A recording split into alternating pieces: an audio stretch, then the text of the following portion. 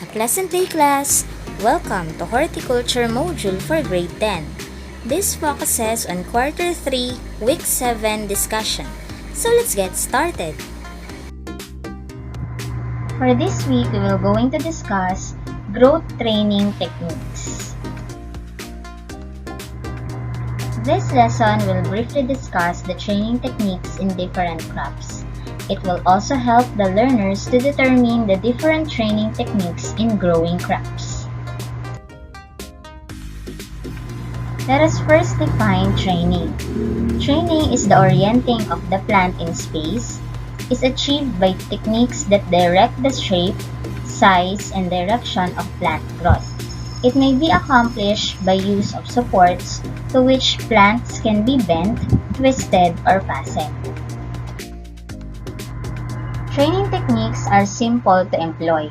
You don't have to be an expert to maximize yield. There are an abundance of excellent references on internet, but here is a sampling of the most notable techniques. We have varieties of growth training techniques. First is super cropping, bending or deforming branches, high stress. Super cropping is the name for a high stress training or HST technique, when you stress the plant by slightly hurting it in a planned way. As a result, the plant will grow bushier with more buds. Super cropping is a high stress training technique that involves pinching and bending branches to damage the inner fibers while leaving the outer lining intact. While it might seem counterintuitive, this kind of stress actually benefits your plants, encouraging more vigorous vegetative growth and better bud development. Super cropping is a way to manipulate how your plants grow. After they've just been cropped, your plant's branches will seem weak and flimsy.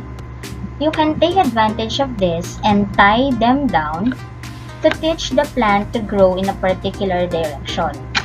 As they recover, your plants will form thick, hard nuts at the crop points. During flowering, these nuts will help support the weight of your plant's bud and the overall structure of the plant itself. Next is lollipopping, removing lower vegetation. It is a high-stress growing technique used to increase yields. This technique is named after the way the plants get shaped like lollipops after being pruned. Third is topping, cutting plant above top node. Topping is the act of cutting a growing shoot off the stem. By doing so, the plant is encouraged to direct extra energy to the next two shoots. Topping is performed on the main central stem at the first, causing the two secondary stems to grow larger. Fourth is trimming. Trimming is a partial pinching of new growth above top node side. It involves pinching or cutting off around 75% of the tip of a plant. Fifth is LST, or known as low stress training. Bending but not deforming. LST is a bit like cultivating bonsai trees, as you are manipulating the shape of the plant to your will. You are essentially bending and manipulating the stems of the plant to achieve several aims. First, allow more light to penetrate to the new growing bud sites. Second, control the overall level and height of the canopy. And third, control the overall size and shape of the plant. Sixth is scroll, or screen of green. It's typically associated with one plant and utilized in conjunction with other advanced training techniques. Scrogging a plant increases yields and reduces growth space requirements. In screen of green, it utilizes a net or a mesh. Let's move on to 3 training systems for intensive peer production. First, training system is the center leader or pyramid system. The main trunk is allowed to develop without interruption.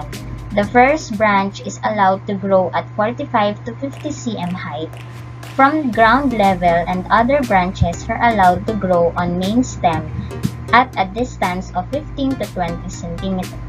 This system is most suitable for pear. This is an illustration of how center leader or pyramid system is done. Next, open center or open head system. The main trunk is beheaded when the plant attains a height of 40 to 50 cm.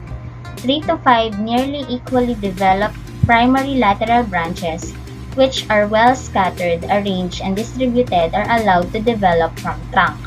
This system leads to a spreading structure, through with somewhat weaker crotches facilitating thinning, spraying, picking, removal of diseased portion. It exposes the tree to maximum extent, and this has a uniform distribution of fruits on the branches. This system is not suitable for high altitude where frost observance is common. It is mostly practiced in peaches, apple, cherries, and American type of plum.